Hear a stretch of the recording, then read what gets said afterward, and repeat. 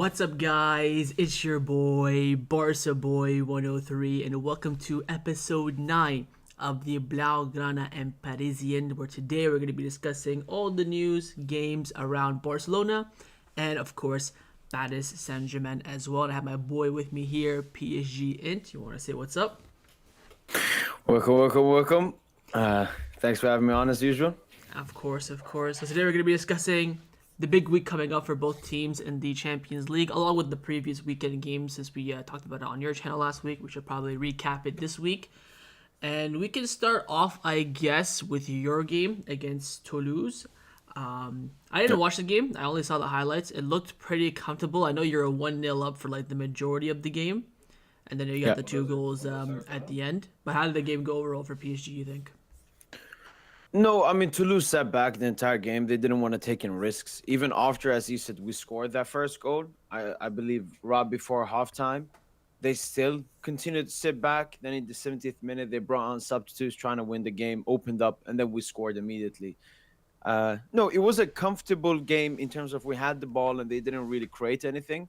But I still didn't like how little amount of chances we created. Like from that first goal to the second goal, we didn't create anything because they defended well, but yeah, we couldn't create anything. But yeah, it was a comfortable game, but it's not like a game where I'm like, oh my God, 3-0, going in with fire into Bayern. No. Yeah, we both actually played tomorrow, but you played on Friday, so you have a little bit extra rest as Liga and like to glaze the French teams in the Champions League. I think the biggest news around PSG was the fact that both your fullbacks signed new deals in Nuno Mendes and Hakimi. That is true. Yeah, they got brand new sparkling deals. No deal for Donnarumma though. Oh yeah, didn't start against. He didn't start in Toulouse, right? It was Stankov or whatever his name is.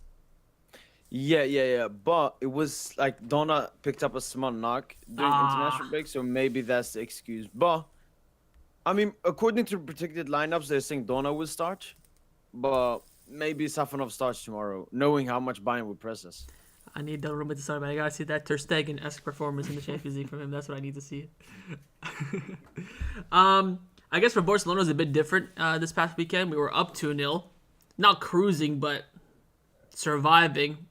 And then we let it choke again because I don't know why, but when we have a red card, it looks like we could go down to 7 men and not to 10. Like, it's the drop-off is very worrying because I see a lot of teams go down to 10 men, they survive, they maybe concede at the end, or they go on and win the game or draw the game. But the worst I've seen Barcelona is when they go down to 10 men, whether it's Monaco or in Celta Vigo. But we just look clueless. Of course, Koundé making the mistake didn't help us. If Koundé does not make the mistake, do we survive? I think we were definitely conceding a goal, especially with the red card coming in. But will we have won?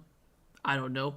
But like everyone said after the game, it was a lot of individual mistakes that cost us in that last 10 minutes where we should have won the game. But if you look at the full 90 minutes, maybe a draw is a fair result, especially with Celta Vigo having a few chances in the first half, but not too much to worry us. Enrique Peña playing his second good game of his Barcelona career after the Atletico Madrid game last season. So he pulled out some good saves, but the saves were, don't want to say easy. They were, of course, like good saves to make, but they're manageable. And of course, he kept us in the game quite a few times. Mariba had a long shot in the first half from like 40 yards out on a volley. A lot of times where Celta Vigo were coming down the byline, especially down the right-hand side, and they would go for a shot instead of going for a cross, and he'd always, spread his legs out and make himself look big and make the save. So it could have been worse. I predicted that we would have won the game.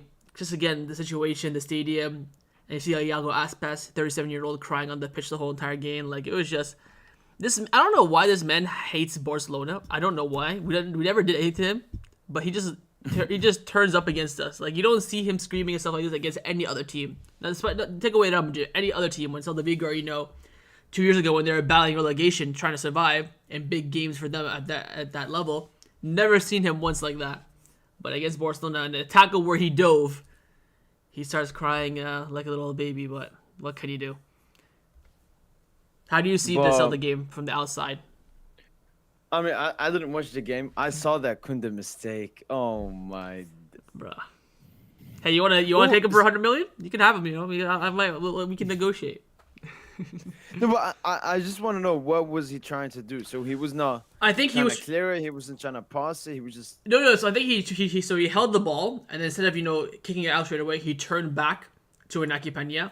He wanted to pass it back to Inaki Peña, but when he hit the pass, he missed it. Like, he just missed the ball. I think it was with his weaker foot, so he just missed the ball completely, and then the player came behind him and nicked it and shot it.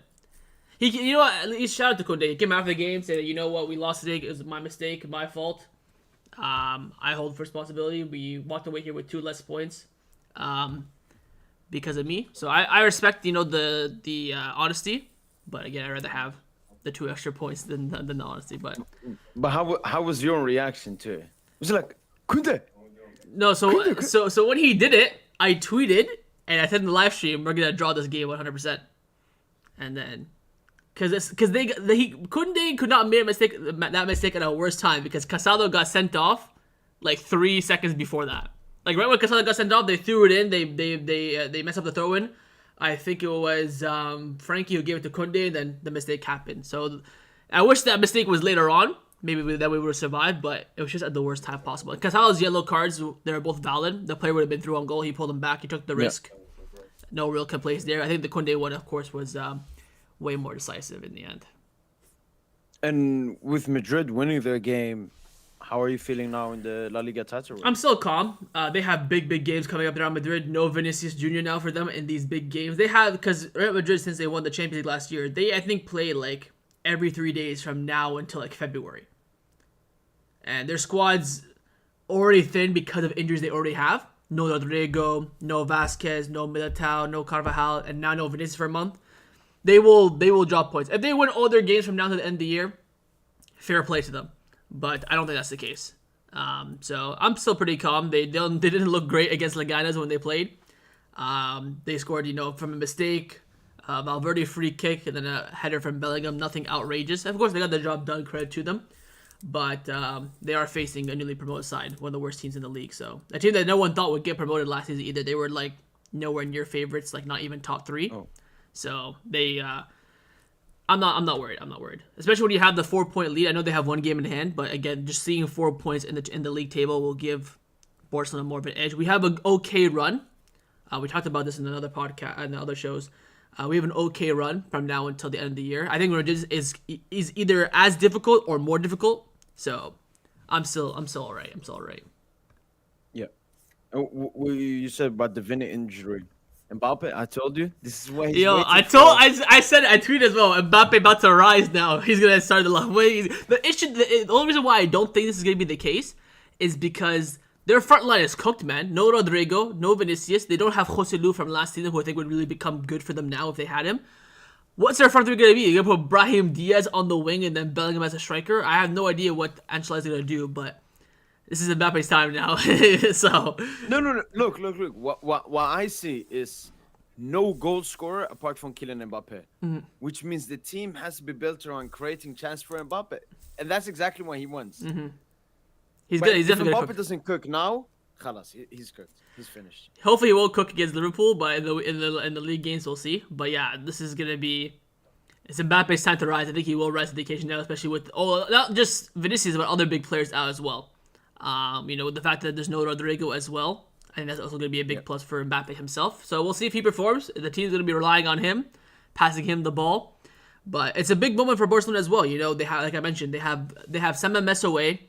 They have they have only 1 home game from now until the new year, January. And the home game is this weekend coming up against Getafe. All the rest of their games are away. They play, I think, 3 La Liga away games, 1 in the Champions League, then they go to the Intercontinental Cup or whatever in December. So yeah. They have a lot of they're going to be doing a lot of traveling with already a thin squad. I'm not saying they're going to flop, but it's going to be a challenge. So if they do it, I think some credit will have to be given. But you know what's crazy about Vinicius' injury? So he played both games for Brazil during the international break. A lot of my Madrid friends were saying that everyone was screaming for Ancelotti to sub him off, like around the hour mark of the game, just arrest him. The game's already won 2-0. And Ancelotti chose to rest Mbappe, who did not go to international break. He said 2 weeks in Madrid, living life, doing shisha, whatever he wants to do. And he got the rest ahead of Vinicius, who's been put out there like a dog playing every single week. And then he got injured because of that. So We'll take it. We'll take it. From one injury to another, Lamine Yamal, is the injury worse than No, so we Flick, thought? Flick said this morning he should be back for this weekend. Whether he'll be on the bench or starting, not quite too sure, but he'll be back this weekend. Again, I wanted him fully ready to go for next week because next week we have 3 big away games. We have Real Mallorca, we have Real Betis, and we have Dortmund in the Champions League. Those are 3 big away games for us, especially the league games. I want to win those league games. I could not care about Dortmund, especially if we win tomorrow against Brest. I could not care about Dortmund. But Mallorca, Betis, we need Lamine Yamal for those games. So hopefully he's 100% ready to go for then. So no worries there. And then we have Eric Garcia coming back, first time in like a month and a half. His injury was never confirmed by the club. He just had discomfort, and it took him about a month and a half to heal. Speaking of injuries, Maestro Kipembe, he's alive, man. I didn't know this guy was still playing football. Yeah. We just brought him back. I think 2 Achilles years? rupture, he had a bunch of relapses, failed surgeries. Yeah, he's finally back. I mean, look, the only reason he's still at this club is because he's a symbol. So recently we opened, for example, our new campus, an amazing big training ground. And we're like, talking to the city of Paris that has so much talent, like, oh, come here. And then we brought Kimpembe there like a mascot. And he's like, yes, join this club, come to this academy and everything. So we're pretty much using him as a mascot. Well, yeah, who knows? I mean, we'll see. Maybe he'll drop Marquinhos or Pacho. You never know. Maestro Kipembe. No. Let's move to the Champions League. Let's start with Barcelona first because the game's a bit boring. We play Brest tomorrow at the Montjuic. Tell me about Brest. I've done a little bit of analysis for my match preview. I saw that this year in the Champions League they're undefeated, although they have played very easy games. They have one draw against Leverkusen, but that was in France, so give them a little bit of a pass. But in Ligue 1, they are shite.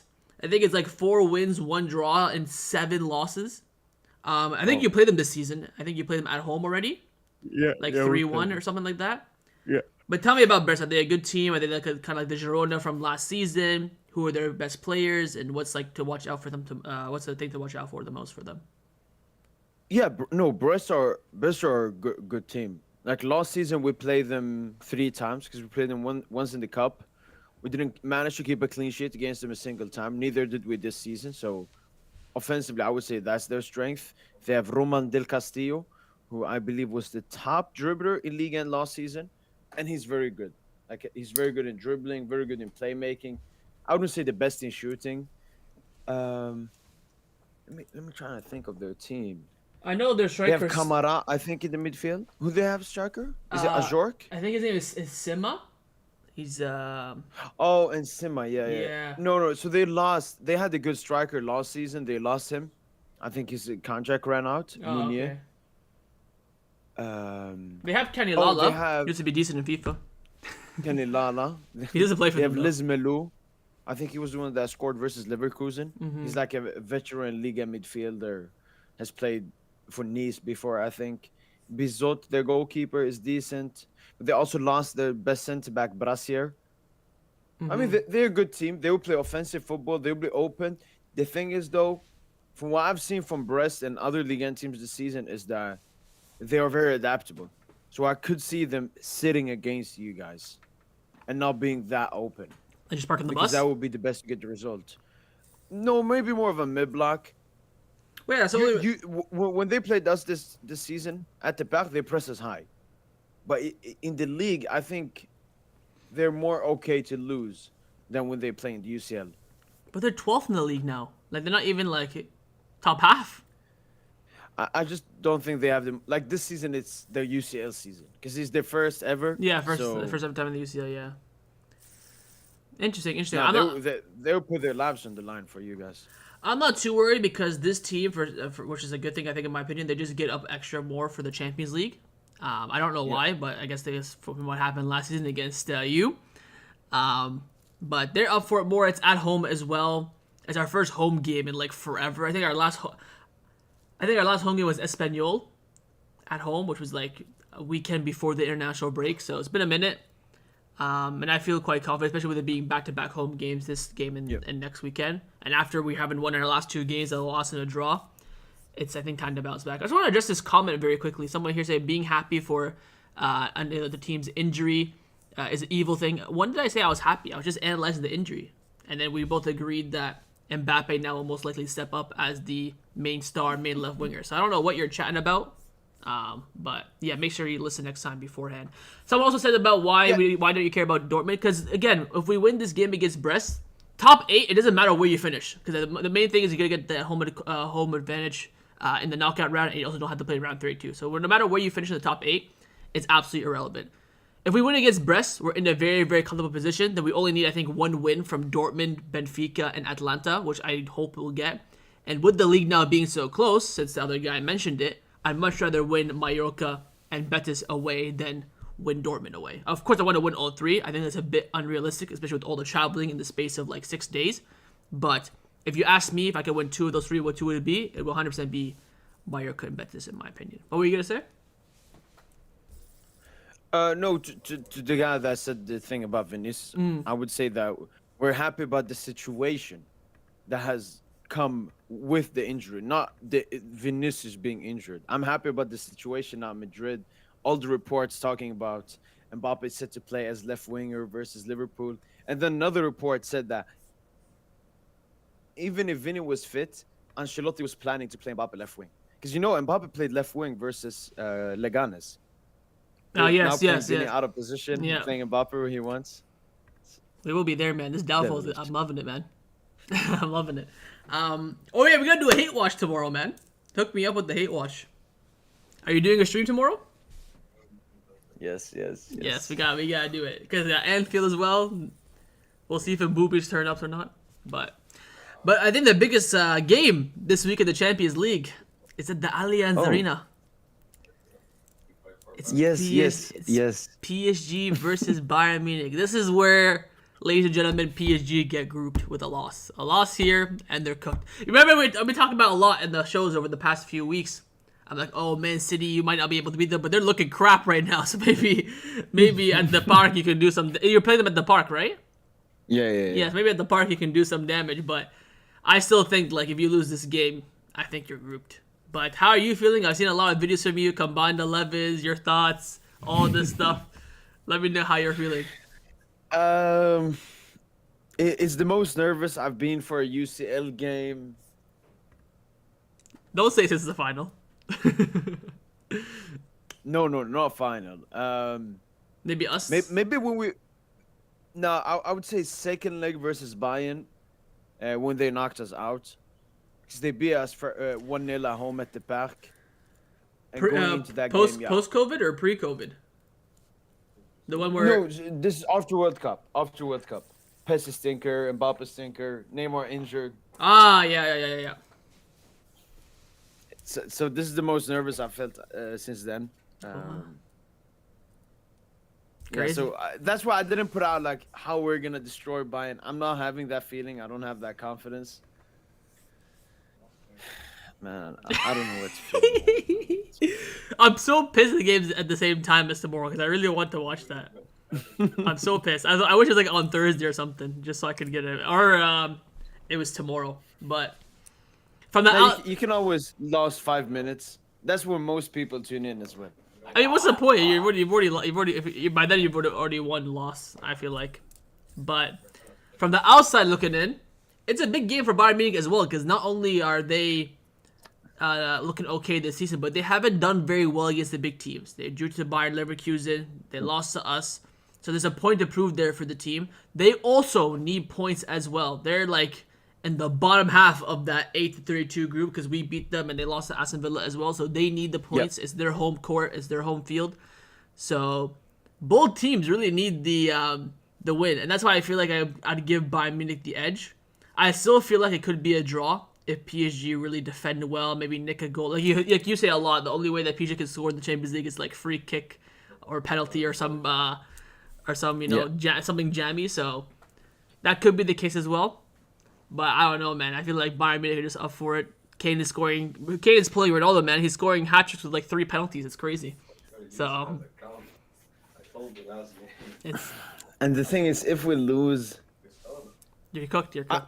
I don't. It's mathematically not over. Of course. I don't think it's over, but everyone will say it's over. I'll get in the player's head. it will fuck. It will just be the toxicity at the club. Because after this game, you have Man City at home, then you have Stuttgart and No. Salzburg first, then Salzburg, City, and then Stuttgart. and Salzburg and Stuttgart are both away. Yeah. Yeah, see, you'd have to win at least 2 of those 3 games, which I guess you could win Stuttgart and Salzburg, but with them being away from home, I don't know. You couldn't beat Girona or PSV at home, so I don't know, man. I don't know. No. That's why we have to beat Bayern, because if we beat Bayern, all that pressure is taken off, and we can nearly forget what's happened in the previous games. Because then one more win, we're through. Yes, round of 32, but we'll take care of that. But if we lose to Bayern, yeah. Someone here says Barca ain't losing a game for the rest of the year. Flick barely loses, and I know he will adjust. Hopefully. We need a Harry Kane penalty hat trick against PSG. Oh, I'd love it. Make sure like Dembele gives like one of the penalties away too. Oh, it'd be great. If PSG and Barcelona meet in the Champions League final, what is your combined XI and who would win? I think we'd probably do that then. Right now, it's too early to do that. A combined 11 right now, and it'd be dominated by Barcelona. So we'll save that if it happens in the future. But at this rate, we're gonna need PSG to pull something out of the bag and miraculously get to the round 16. Because of course you still have to play the round 32. You could draw a big team there or get an easy draw. Who knows? But yeah, 2 extra games for you, even though you have 18 teams in your league, so you should be fine with 2 extra games in February. So The only issue is, before you play like UCL in December, the last games, and then it's knockouts until February. Now you play the last 2 group stage games in January, so it'd be like UCL, and then February UCL. yeah, the shift is We gonna need be. to make some signings in January for that, and then Club World Cup in the summer as well. Yeah, you need a striker, man. That's all I'm saying. I keep seeing like 5 different strikers. Is Gonzalo Ramos back for this game as well? He's in the squad, but I mean he hasn't played. But he probably won't start yet. But at least he's back in amongst the team, so you have somewhat of a striker option available to you. Yeah, still unsure though if Lucho will use him, because he just, oh my god, false 9. As told you, he was so willing on the false 9 to play Suarez as a right winger. That's when you know Lucho he's not. But like Lucho, that was about changing because he's like, oh, Messi is so goated at false 9, it's like stupid to take him out. But once he realized that, oh, Messi's also great and goated on the right wing, even though Messi was still cutting aside a little bit, it balanced out. So he came to realization. Yeah, but when is he doing it here? Huh? When is he going to come to realization at PSG? You gotta sign like a striker. You gotta sign like Gyökeres or Osimhen, then he'll clock it. Yeah, but he's the one that, like, we could have gotten Osimhen. He said no, I don't want Osimhen, and he doesn't want Gyökeres now in January. So who the hell does he want then? Who have you been linked with for January? Have you been linked with anyone? Like concrete? Okay, so Campos, nothing concrete. Okay. Maybe you could say Cherky is concrete because he's someone we tried for in summer, and then that will come back for Leona now. broke too. But nothing concrete. Yeah, nothing concrete. Yeah. And like Falstein, he wanted Alvarez last summer, and he would have suited the system. Oh, Julian. Yeah, I forgot about that. Yeah, but yeah, he didn't want to come. Yeah. Well, all his friends are in Atletico. Atletico was like half Argentina, so I don't really blame him, to be honest. Yeah. If you had Plus, the drama in the bus, the singing, because we're a French team as well. Oh, maybe that. Like, we won't get any Argentinian player for a long time. Maybe if you had Di Maria still, he would have done some Asian stuff for you. Oh, true. But who do you play on the weekend?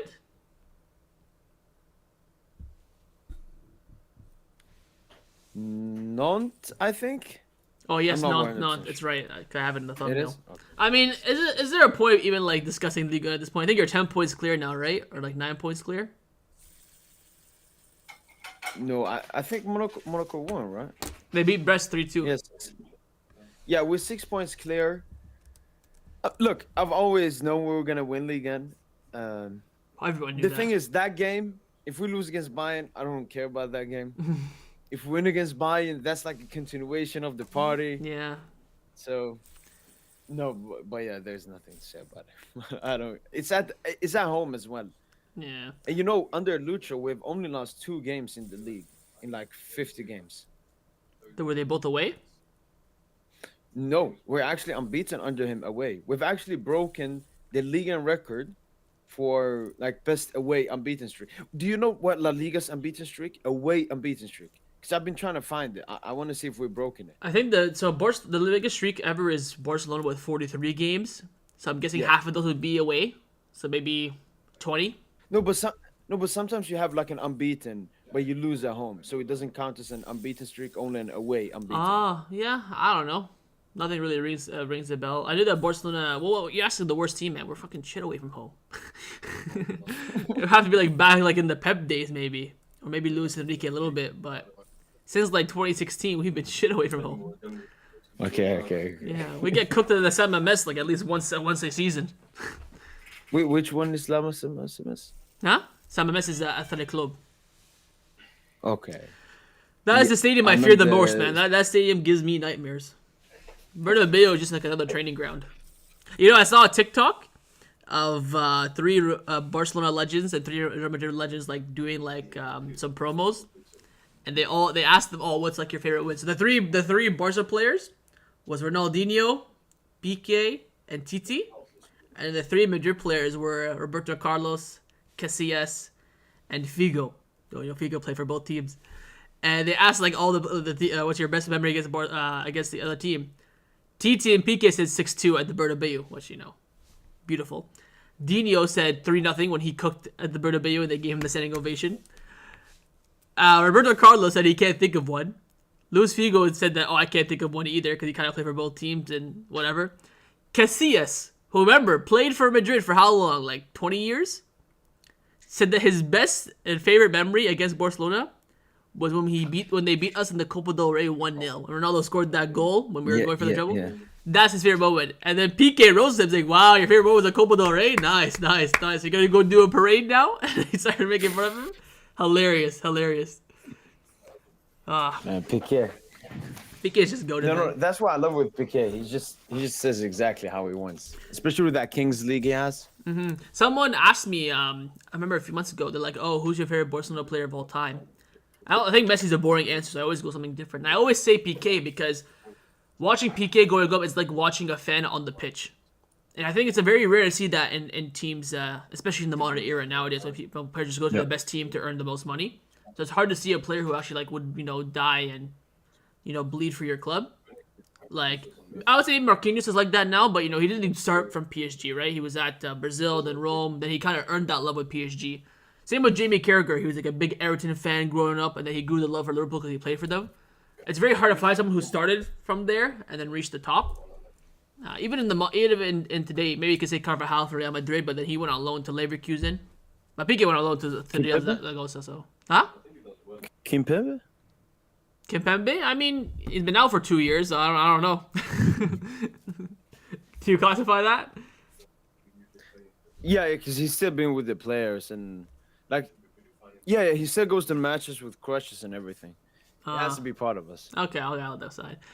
Someone here says, "Who's the bigger snake, Figo or Dembele?" I would say Figo because he went. He went from a rival. We're not your rivals. He went to the worst. Said that. PSG not I think people hate Dembele because of the way he left. Man cooked Madrid in the Clasico in preseason, then left like a day later. I remember that so well. We beat them 3-0 next day. Well, because the rumors already started, like, PSG told Barcelona to activate the release clause. Dembele now, it's going to come to him. He's kind of open to it because he's French, but he wants to stay at Barcelona. Xavi trusts him. Then after the game, Dembele says, yes, he's going to PSG. I was like, what? After you cook Madrid? He's like, oh, yeah, I cooked Madrid, dropped the mic, and, like, see you later. But now Lamine Yamal is clear, so big W. Thoughts on Daniel Olmo? Me personally love this man. He has never dropped lower than a 9 out of 10 performance with a guy. Yeah, he's been doing good. Just need a bit more consistency from him, like in regards to him playing more. Looked okay on the left wing against Celta Vigo, but this man, Mo, he is ridiculous at the 10. I mean, I don't want to compare him to like prime players, but he looks so much like Kevin De Bruyne. I know Kevin De Bruyne has dropped off a little bit, doesn't play too much for Man City nowadays, but Daniel Olmo is just so cracked. I mean, his vision, his quality, ability to turn players so quickly. I can see why Flick was twerking for him in the summer. Like, it's astonishing how good he is. And it sucks to see him on the left wing, especially when we have to, compensate for players being injured and stuff. But What would you say is his best attribute? Is it passing, I dribbling? think it's his decision making. So when he's in that space in the final third, he always makes the right move. Whether to pass 1-2 with Lewandowski, get the goal, take the shot. What I hate is that when I watch Barcelona games and I see, let's say, for example, Pedri, top of the box, no, so much space, everyone else is being man marked. I'm like, shoot, shoot, shoot. He won't shoot. He'll go pass it like back to Balde or something like that. But Olmo makes that decision. He shoots it, and of course his shot is fantastic as well. He scored, I think, 2 long distance shots already. He hit the bar against. I don't know if you remember this when he came out against Vallecano for his debut, second game of the season. First minute, he had like some random shot from like a halfway line. He hit the bar. Like he's absolutely cracked.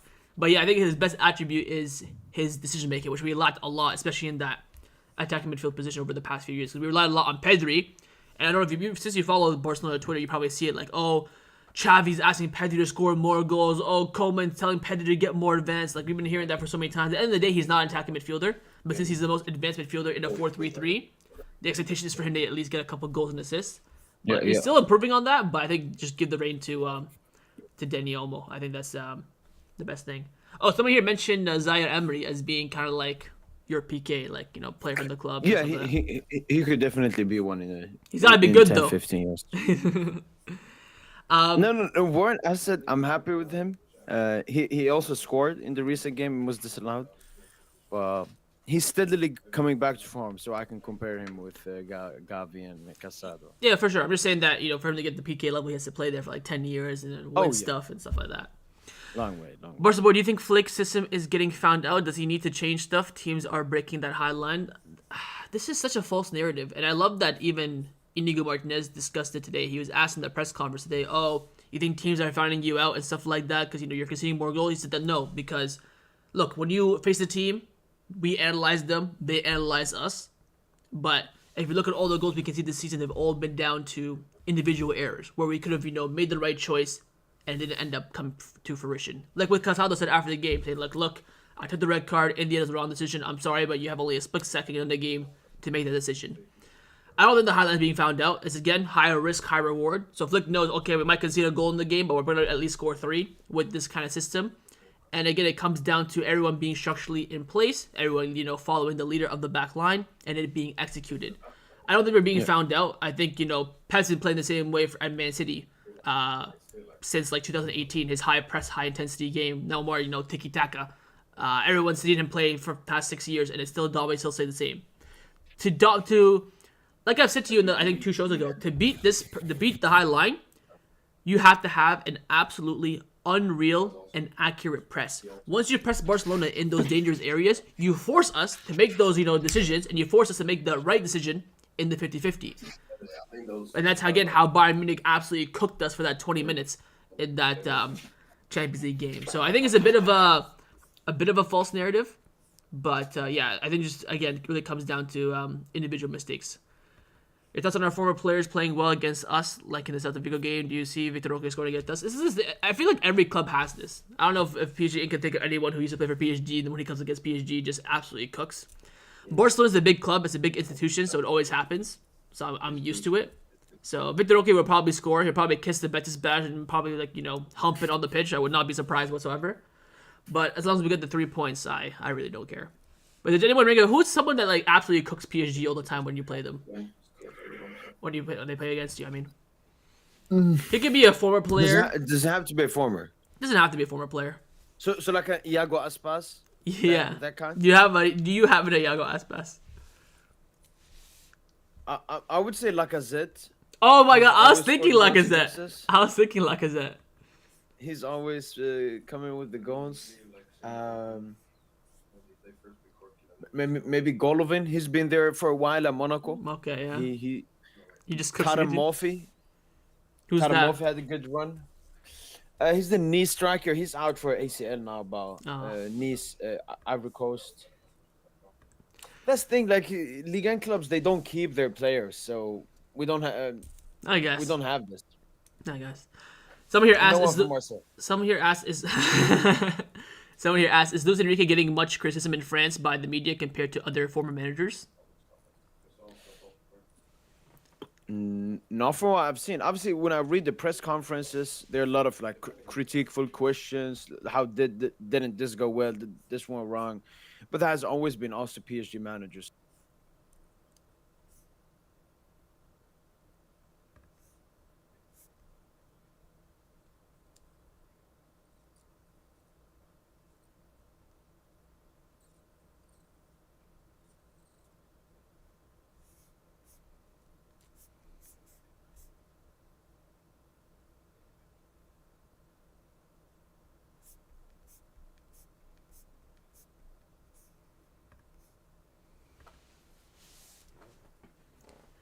For some reason, you don't think to say no. Maybe they want Luis Enrique to be the next Sir Alex Ferguson. You know what I hate about Barcelona? Every time a manager comes in, we always have the new manager bounce, whether it's Setien, Coleman, and they always ask them, "Oh, you're gonna be the next Pep for Barca? You're gonna be the next Sir Alex for Barca?"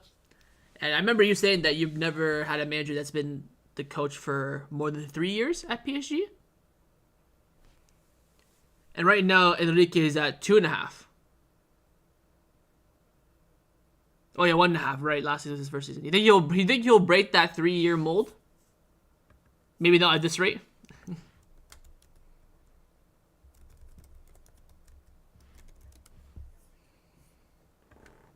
Do you think he'll become the longest ever PSG manager?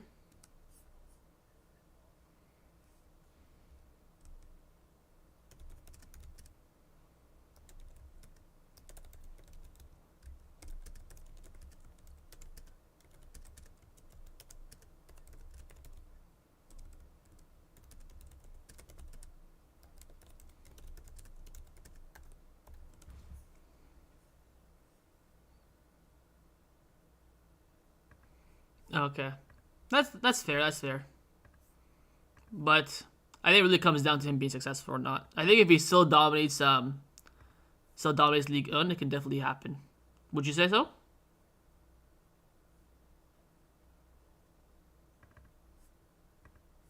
So I don't like before. If you told me a manager would be on the brink of UCL elimination, I'd be like, yeah, the president will be thinking of sacking him. Not this president, at least for this moment. I want to ask you also, by the way, just so you can keep this short and sweet. You can yap, but I saw a report about Nasir coming out saying that they're moving from the park. They want to stay at the park, but they couldn't. Can you tell me about that? Are you moving to like another stadium completely in France? Are you still staying like near the Eiffel Tower? Are you gonna rebuild the current park? Like what's the plan there? So the first thing, the Parc des Princes is leased by PSG. We don't own it. It's Oh, like Milan clubs with San Siro. They don't own the San Siro. like us They with the just lease Monjique. it. Like you with the Montjuic. So we since the beginning of PSG in 1970, we've been leasing the Parc des Princes like a 10-year. You're paying amount, 10 year, and we want to renovate the park. We want to make it better and bigger and more modern, especially seeing Madrid, Barca, Spurs, all these other big stadiums doing that. Of course, yeah. We felt we need to do the same. But if we want to renovate, we want to put in, I don't know, 100, 200 to 400 million euros. And we've told the city council of Paris we'll only do that if we can own the park. They said, no, we will not sell it. No, we will own it. We were in this like fight for like 2 years. And now Nasser is like, no, I'm done. So they were looking at the idea of buying the Stade de France. The issue is the Stade de France is located in a different area and there's a lot of criminality there. So no, we'll build a new stadium, a Okay. 60 to 80k capacity stadium somewhere in France, close to the current stadium. Okay. So then who's gonna take over the park then? It's just to be like owned by France, like they can use like the national team and stuff like that. We don't know, but Paris FC have recently been bought by Red Bull. Who? Paris FC is another team in Paris, but they've always been like in the second tier. Oh, They okay, okay. recently got by Red Bull, and our former president from like the 90s, 80s has joined them as their president now. And they're gonna get promoted. So maybe in the future they could possibly take over the park. But until that happens, the park is gonna be used for like concerts because they usually like it's gonna be like the Montjuic, pretty much used for like Olympic in Paris if they have that and Well, festivals they and just so had on. it, so they gotta wait a couple more years now. Yeah. Okay, okay. And I saw that he also sold like his stakes. Al Khalifi, is he now just a president, or is he now, What do you mean he sold the stakes? like I think he's selling like he owns 100% of PSG, right? The Qatari. I mean, it's not who owns. It's Qatar National Bank that owns, And and he's he works for Qatar National Bank. yeah. So is the Qatar But yeah, bank? yeah. I said, are the Qatar bank like selling stakes? Like, are they selling 49% of the club or something like that? That's like I think I No, no, remember reading that. we sold I think 15 or 17% to like an Oh. American investor. This we did it to help like with the stadium rebuild and everything that's coming up Okay. because we nearly built a new campus training ground as well. So Oh, okay. yeah, Okay. just some extra funds. What are your thoughts on the new stadium? Do you like the idea? Would you rather stay at the park, or are you open to whatever the president wants to do? I've always wanted to stay at the park, but I love that Nasser also tried to stay at the park. Like this is a decision that took a long time. He did everything he could to stay, but we need to evolve to be able to compete with the other big clubs. That's what he said as well. And unfortunately, I mean, she's a woman, the city council of Paris. I think that explains everything. You know, so she's the city council. She's like the boss, and then she has a lot of people under her. They did a voting. Should they sell the park? More people said yes, but she still went against that because the park without PSG has no value. Well, but she doesn't understand. You think maybe now with this announcement they might sell the park? They say, okay, yeah, we're gonna move. See ya. The stadium is yours. Your problem. You think maybe now she might say, okay, come back. Let's talk. Let's. Like for the past, I think 8 months, I've been saying, "Oh, it's pressure games by Nasser. It's pressure games. It's pressure Oh, games." But no, she didn't fall for it. She didn't fall for it. Because what they have the idea. He's a Qatari. This is a French monument. Qatari is gonna own it, and this and this. But what she doesn't understand is, it's owned by PSG. Like if Qatar sell PSG, someone else is gonna have it. It's always gonna be connected to PSG, not to Qatar or Nasser or QMB. Okay. It's unfortunate. How much would they have sold the? Would they value the park at to like sell it? Okay, so PSG only were willing to pay, I think, 50 to 70 million, Oh. which is insanely low. But that's because we have put in like 400 million in our renovations, a lot of them over like since the beginning. Was they value it at like half billion, I think, 600, 700, and no. Cap News gonna be $1 billion. Sheesh. Do you know how much? Cap News it costs 1.1 billion total. We got the loan for it, and then we're gonna pay that loan because the stadium each year is projected to make at least 120 million. So they're gonna use that revenue to pay back the loan for like the first 10 years, and after that, it's just pure profit until we have to renovate it again. I miss playing at the Camp Nou, man. I know, I miss it too, man. I miss it too. All right, just to end off the stream, I did have some questions for you. We did questions on your stream last time. Yeah. So instead of me like finding questions and stuff, I found the next best thing. I asked ChatGPT to give me questions. Oh. So I asked it like, oh, give me questions, blah blah blah. It gave me like 5 easy questions, 5 medium, and 5 hard, and then it gave me 10 extremely hard. I think the first like 15 you'll be fine with. Like I know the answers, and I'm not a PSG fan. And then the last 15 that's extremely hard, I think you might get cooked. So Let's go. So we'll see. All right. First question: who became PSG's record summer signing in 2017? Ooh. Neymar Jr. 222 million euros. How hard is that one? Which Qatari organization took ownership of PSG? Qatari, like the person's name, Nasser Khalifi. Not the person's name, the company, like the institution that took. Okay, QMB, Qatar National Bank. Yeah. It says here Qatar Sports Investments, but same thing. Oh yeah, QSI, yeah. Who was PSG's head coach when they won their first league title under the new ownership in the 2012-2013 season? Carlo Ancelotti. Yeah. In which year did PSG reach their first Champions League final? 2020. Name the player who scored PSG's fastest ever Champions League goal in just 11 seconds. Oof. If you need a hint, tell me You the said hint. you knew this? No, wait. You said you knew this like easy? This is still easy. This is the last question for easy. Name the player who scored PSG's fastest ever Champions League goal in just 11 seconds. If you need a hint, I'll tell you the team and what year. But try and see if you can get it without that. Of course, you know the answers in the chat as well. Put them in. I'll give you guys shout outs if you get it right. Okay, one quick I can think of is Dani Alves versus Bayern, but that's not 11 seconds. This is ChatGPT, so it could be wrong, but I'll give you the answer that it has for me.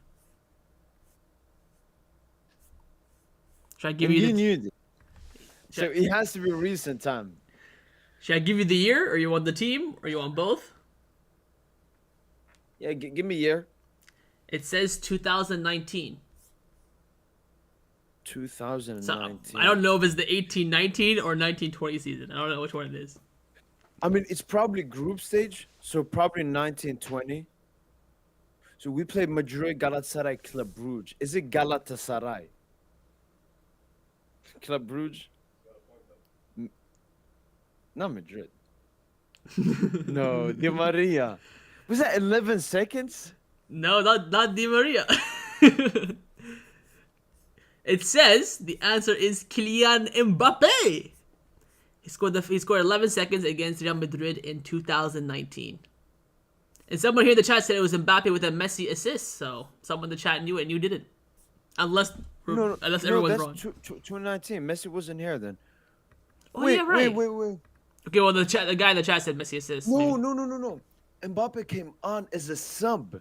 Is that what they're counting? I guess it said name the player who scored PSG's fastest ever Champions League goal in just 11 seconds against Real Madrid in 2019. Why didn't Mbappe start against Madrid? I think he was injured. Both him and Neymar didn't start that game. Ah. Wait. What kind of question? Yo, ChatGPT. Hey, Man. ChatGPT, not me. All right, next question. Which player famously Okay. scored the winning goal in the 2022 Champions League quarterfinal against Atlanta? Choupo-Moting. Yes, sir. Choupo-Moting. What is the nickname of PSG's famous attacking front three of Neymar, Mbappe? Oh, that's easy. Which year did Zlatan leave PSG after scoring a club record 156 goals during his time? 2016. Yep. PSG won their first domestic quadruple, Ligue 1, Coupe de France, Coupe de la Ligue, and Trophée de Champion in which season? Ooh, this is a good one. 14-15.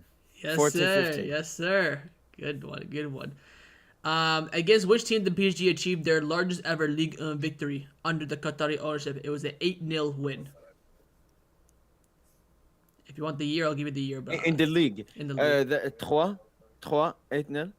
That's not what ChatGPT says. Okay. So It was an 8-0 win in January of 2018.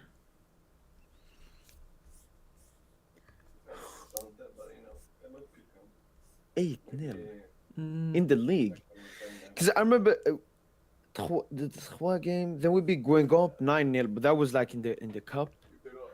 8-0, 2019. So this was Tuchel. No, not 2019, 2018.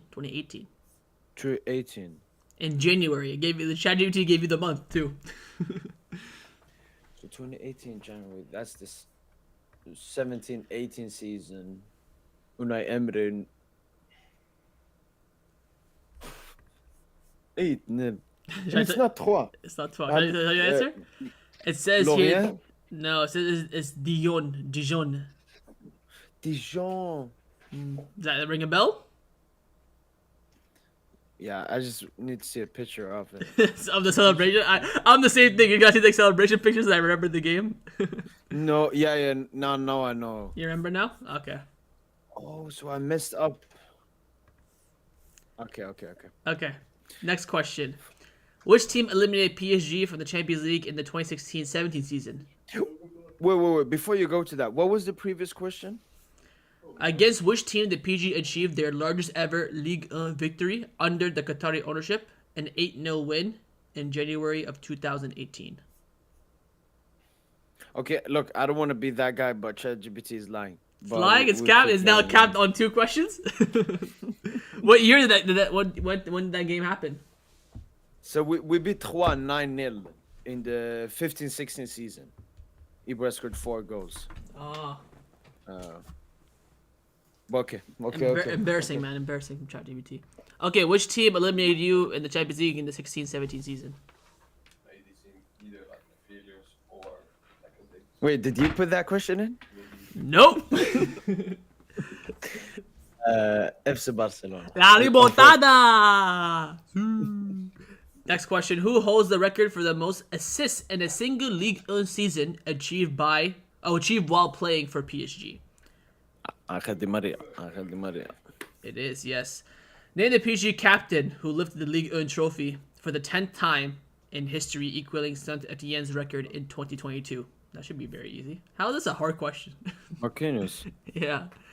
Which PSG player scored a hat-trick against Barcelona? Okay, we don't need to know that one. Oh, wait, in the round 6. Yeah, we don't need to know that one. How many goals did Cavani score to become PSG's all-time league goal scorer before Mbappe surpassed him? If you're in, like, plus or minus 10, I'll give it to you. Wait, again, how many goals did Cavani score to become PSG's all-time scorer before Mbappe passed him? I'll give you plus or minus 10. Okay, so Mbappe, I think he's like 270 something. So what did Cavani have to pass him?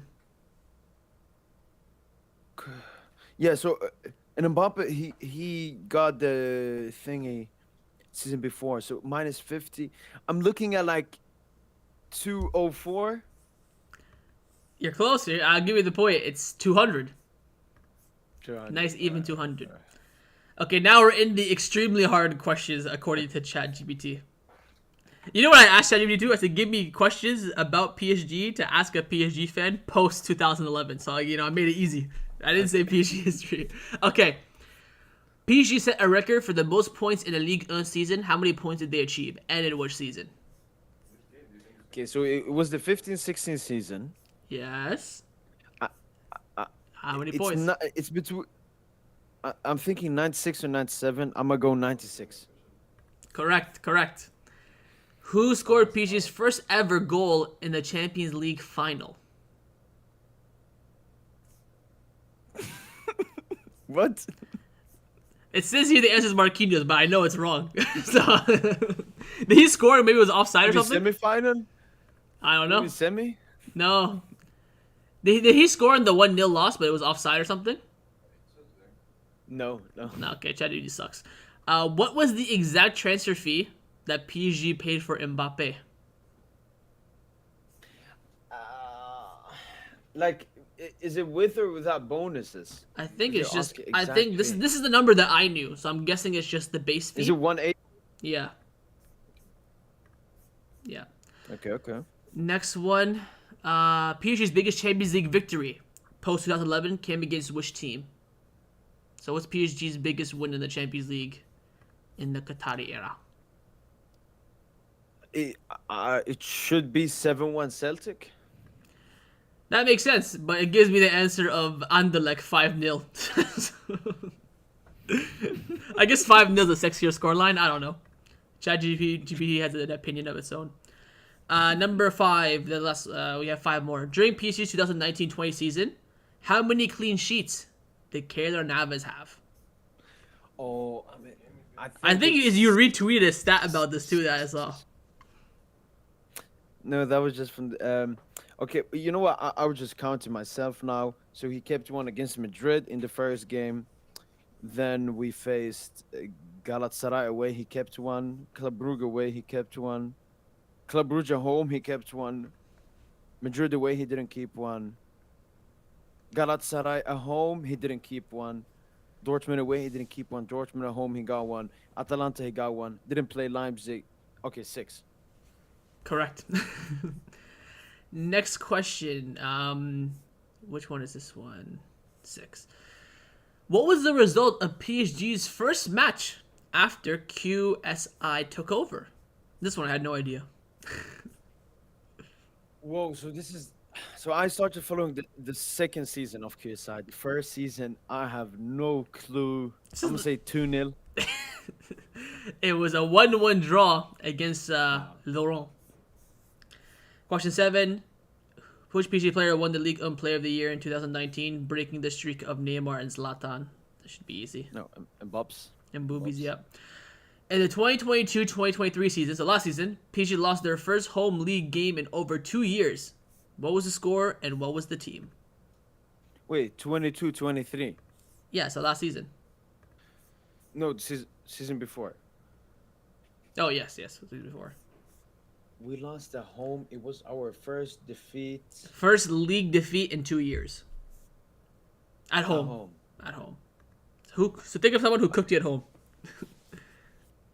I remember our first defeat, because this is all after the World Cup, because we were unbeaten until the World Cup. Then we lost against Barcelona, but that was away. We lost versus Monaco, that was away. I'm between Rennes and Lyon. I'm going Stade de Rennes. You remember the score? I think it was it 3-1 we lost? So you got the team, right? It is Rennes, but the score was 2-0. All right, 2 more questions. In the 2017-2018 season, PSG became the first team in the Champions League history to do what during the group stages? I mean, we scored the most goals in the group stage. We scored like 27. You did 2 things. It's kind of like one thing together. So there was a specific achievement that PSG did during the group stages. Scoring the most goals? Having the best goal difference? The answer is win all 6 games with scoring more than 20 goals. So I'll give you like a half point for that. Wait. 17-18 season? Yeah. Unless We ChatGPT is didn't win wrong. all games. I guess We lost to Bayern. Hey man, I'll send you a screenshot of the answers. I'm not making this up. No. Last question. How many goals does Zlatan score in Liga during the 15-16 season, setting a club record? 38. That is correct. So, in conclusion, ChatGPT, a bit sus, but I got one wrong. I got one wrong, yeah? I think you got one. I think 1 or 2 wrong, but then In the ChatGPT beginning. was like got 3 wrong itself. So Yeah, I got the first game of QSI. That one, I take as defeat. okay. All right, I guess we'll end it here. PSG in knows stuff about PSG. Who's surprised? I'm not surprised. You're probably not surprised. But thanks everyone for joining. Hope you guys did enjoy. If you did, of course. For that, quick predictions for Ooh. the 2 upcoming games for both teams. I think we'll win both. I'll say 3-1 for tomorrow against Brest, and then like cheeky like 2-3-0 against Las Palmas. And then for PSG, I'm gonna say Bayern 4-0, and then against Nantes, I'll say 2-0 PSG. Wait, you played Las Palmas away? At home. Okay, so Barca, I've already made the prediction video, 3-2 Barca Brest. Las Palmas, yeah, it will be like a La Liga game, like a 4-1.